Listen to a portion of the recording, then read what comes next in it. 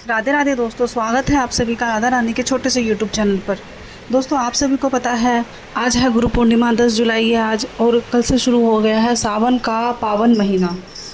हिंदू धर्म में जो है सावन का महीना इतने श्रद्धा से और तीज त्योहार के तरीके से इतनी भक्ति से बनाया जाता है, क्योंकि ये जो महीना होता है ये हमारे महादेव का महीना होता है, माता पार्वती का महीना होता है, भगवान भोलेनाथ को खुश करने का महीना होता है। इस पूरे महीने में भगवान भोलेनाथ की भक्ति की जाती है, पूजा की जाती है। लोग हरिद्वार से जल लेकर आते हैं, कांवड़ यात्रा करते हैं, भोलेनाथ की शिवलिंग पर जल अर्पित करते हैं। तो इस पूरे महीने में आपको अलग अलग तरीके से जो है भगवान भोलेनाथ की भक्ति करने के मौके मिलेंगे, जैसे कि हरियाली तीज आएगी, सावन की शिवरात्रि आएगी, नाग पंचमी आएगी, प्रदोष व्रत आएगा, हरियाली अमावस्या आएगी।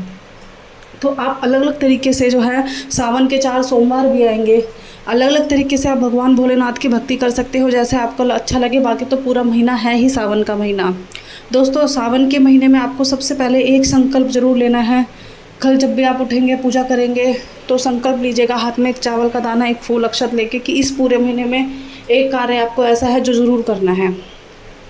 आप किसी भी चीज़ का एक काम ले लीजिए, बड़ों की इज्जत करोगे, प्यार मोहब्बत से बोलोगे, मंदिर जाओगे, मंदिर में एक लोटा जल चढ़ा कर आओगे, भगवान भोलेनाथ को 108 चीज़ों का अर्पण करोगे, ठीक है, रुद्र अभिषेक करोगे, बेलपत्री चढ़ाओगे, शिव पुराण पढ़ोगे, शिव चालीसा पढ़ोगे, माता गौरी की आराधना करोगे।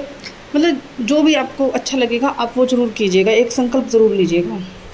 साथ ही साथ आपको पता है सावन का जो महीना होता है दोस्तों, हरियाली महीना होता है, औरतों के श्रृंगार का, चूड़ी पहनने का, शॉपिंग करने का, सज संवरने का महीना होता है।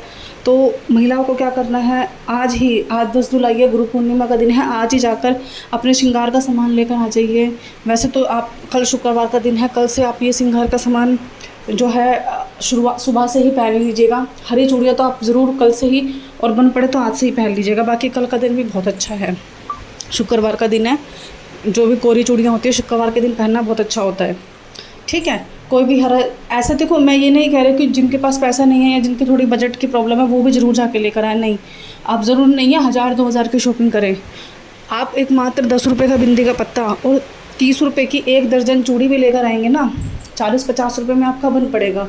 कोई ज़रूरी नहीं है कि आप बहुत खर्चा करें, लेकिन हरा होना चाहिए, कोहरा होना चाहिए, शुभ होना चाहिए। ऐसा माना जाता है कि जैसे सावन में बारिश होती है और जहाँ भी सूखी बंजर ज़मीन होती है वहाँ पर भी हरियाली आ जाती है, सावन में पूरी धरती पर हरियाली आ जाती है। भोलेनाथ हर सूनी चीज़ पर, हर सूखे बंजर भूमि पर हरियाली कर देते हैं। तो उसी प्रकार हरी चूड़ियाँ, हरा श्रृंगार औरतों को पहनना चाहिए। साथ ही साथ जैसे मैंने आपको बताया, माता पार्वती को खुश करना है, माता पार्वती का श्रृंगार आपको करना है शिवरात्रि के दिन और हरियाली तीज के दिन माता पार्वती को श्रृंगार चढ़ाइएगा। लेकिन आप सभी को पता है श्रृंगार जो है पैकेट में भी आता है, तो पैकेट वाला मत लाइएगा, वो किसी काम का नहीं होता, ना ही उसे कोई यूज़ कर सकता है। आप चाहे एक काजल लाओ, एक लिपस्टिक लाओ, एक नेल पॉलिश लाओ, या एक बिंदी का पत्ता लाओ, या थोड़ी सी चूड़ी लाओ, 16 चूड़ी, 8 चूड़ी, 10 चूड़ी, 12 चूड़ी, जितनी बन पड़े उतनी लाओ, लेकिन लाओ खुला, कम लाओ लेकिन क्वालिटी वाला लाओ, ठीक है। तो वो चीज़ें आप ऐसे करो कि जिसको बाद में आप अगर मंदिर में दान करो या किसी गरीब को दान करो तो कोई उपयोग कर सके। सावन के महीने में झूले का बहुत बड़ा महत्व है। सावन के महीने में आपको सब सखियों के साथ, गली की महिलाओं के साथ, बच्चों के साथ, लड़कियों के साथ झूला झूलना चाहिए। झूला झूलने का बहुत ही पावन त्यौहार माना जाता है सावन के महीने में, खास करके हरियाली तीज पर। सावन के महीने में आपको घेवर खाना चाहिए। घेवर का जो है बहुत महत्व होता है सावन के महीने में दोस्तों। और आप लोगों को करना क्या है, सावन के महीने में जो मेन चीज़ें हैं, शिव पुराण अगर आप बन पड़े तो पढ़िए, नहीं बन पड़ता है तो सुनिए, टीवी में आती है आस्था चैनल पर, वो ज़रूर सुनिए। सावन के महीने में दोस्तों आपको भक्ति कैसे करनी है, देखो सुबह उठकर नहाइए धोइए, भोलेनाथ पर मंदिर में जाइए, शिव पर जल चढ़ा कर आइए। खाली जल कभी ना चढ़ाइएगा, जल के अंदर चाहे एक चावल का दाना हो, फूल हो, दालें हो, कुछ भी हो, आप चढ़ा कर आइए ज़रूर, ठीक है। आपसे बन पड़े, अगर आपको शारीरिक कोई परेशानी नहीं है तो आप लहसुन प्याज छोड़ सकते हैं। बाकी पुरुष लोगों से मेरा निवेदन है कि जैसे दारू पीते हैं, ये सब करते हैं, तो वो भी आप 1 महीने के लिए रोक दीजिए। दूसरी चीज़, आप इस महीने में मंदिर जाएं, घर में रहें, जितना हो सके भोलेनाथ का सत्संग कीजिए, भजन कीर्तन कीजिए, ओम नमः शिवाय, श्री शिवाय नमस्तुभ्यम का जाप कीजिए। क्योंकि ये महीना ऐसा है ना कि देखो हरियाली, आपने देखा होगा कि आपके घर में छोटा सा कोई पौधा उगता है, आप कहीं बीज भी डालोगे ना, वो बीज भी सावन के महीने में हरा पेड़ बन जाता है। तो आप कहीं श्री शिवाय नमस्तुभ्यम, ओम नमः शिवाय, भगवान भक्ति का बीज भी डालोगे ना, तो वहाँ पर भी भक्ति उत्पन्न हो जाती है। तो आप कोशिश कीजिए कि कोई सामने वाला जो व्यक्ति आपके सामने खड़ा है वो आपसे अच्छी बातें ले सके। आप भगवान का मंत्र जाप करेंगे तो वो आपसे मंत्र ले सके, आपके मुख से बुराई ना सुन सके। किसी की निंदा नहीं करनी है आपको, ठीक है। व्रत रखना है, सावन के 4 सोमवार के व्रत आएंगे इस महीने में, वो 4 सोमवार के व्रत रखने हैं।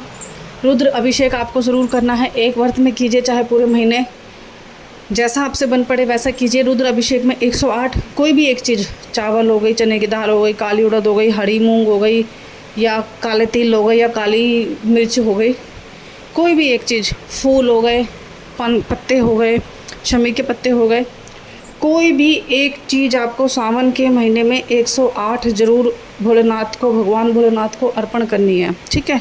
ये रुद्र अभिषेक का नियम होता है कि रुद्र अभिषेक में 108 चीज़ों का लगता है। वैसे तो 108 चीज़ें होती हैं अलग अलग, लेकिन आप अगर एक भी चीज़ 108 गिनती से चढ़ाएंगे तो भी कोई दिक्कत नहीं है। हरे कपड़े पहनिए इस दिन, इस महीने में, जैसे कि मैंने आपको बताया, झूला लगाइए अपने घर के, अगर आपके आसपास में पेड़ है, बाग बगीचे हैं, घर में जगह है, झूला लगाइए। देखो दोस्तों, सावन के महीने में ऐसा, ये सावन का महीना इतना पवित्र क्यों होता है, क्यों सावन के महीने को हम इतना महादेव के लिए खास बनाते हैं। देखो, सबसे पहले तो इस सावन के महीने में महादेव जो है वर्षा इसलिए करते हैं क्योंकि जो हमारे कांवड़ यात्री होते हैं, आप सभी को पता है, कोई कांवड़ यात्री 1 से लेकर 100, 200, 300, 400 लीटर तक जो है अपने कंधे पर गंगा जल उठाकर लेकर आते हैं और भोलेनाथ को अर्पण करते हैं। तो जैसे वो भोलेनाथ की रक्षा, मतलब वो भोलेनाथ के लिए भक्ति दिखाते हैं, तो भोलेनाथ भी अपने भक्त के लिए भक्ति दिखाते हैं। तो इसीलिए वो वर्षा करते हैं भोलेनाथ जी सावन के महीने में, ताकि मेरे जो भक्तजन हैं उनको गर्मी में, धूप में चलने में परेशानी ना हो। सड़क पे कोई गंदगी है, कंकड़ है, कीचड़ है, धूल है, तो उनके चरणों में ना लगे और पानी से, जल वृष्टि से सब साफ़ हो जाए, ठीक है। दूसरी चीज़, माता पार्वती ने जो है भोलेनाथ की घोर तपस्या की थी, घोर पूजा करी थी।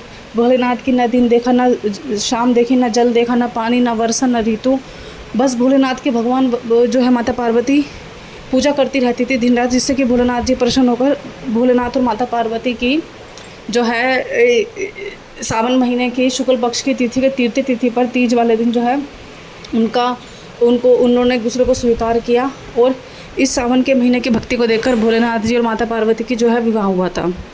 तो ये जो हमारा महीना होता है, ऐसा महीना होता है, इस महीने में टूटे रिश्ते भी बन जाते हैं। प्यार मोहब्बत से भोलेनाथ की भक्ति कीजिए। कोई ऐसा है जिनके जीवन में कठिनाई आ रही हैं, परेशानियाँ आ रही हैं, तो वो भोलेनाथ से इच्छा मांगिए, आपकी ज़रूर सारी इच्छाएं पूरी होंगी, मेरी भी हुई हैं। साथ ही साथ इस पूरे महीने में आप संकल्प लीजिए दोस्तों, एक पेड़ आपको ज़रूर लगाना है। बन पड़े तो बेलपत्र का लगाइए, शमी का लगाइए, कनेर का लगाइए, लेकिन किसी भी चीज़ का अगर नहीं मिलता है आपको, बेलपत्र का, शमी का, भगवान चंद्रमौली का नाम लेकर किसी भी चीज़ का एक पेड़ ज़रूर लगाइए अपने घर में, आंगन में। क्योंकि देखो, आप सभी को पता है, जो हरियाली है, जो ये वातावरण, हरियाली हमारे पेड़, हमारे जो वातावरण के लिए, हमारे जीने के लिए कितने ज़रूरी है पेड़ पौधे।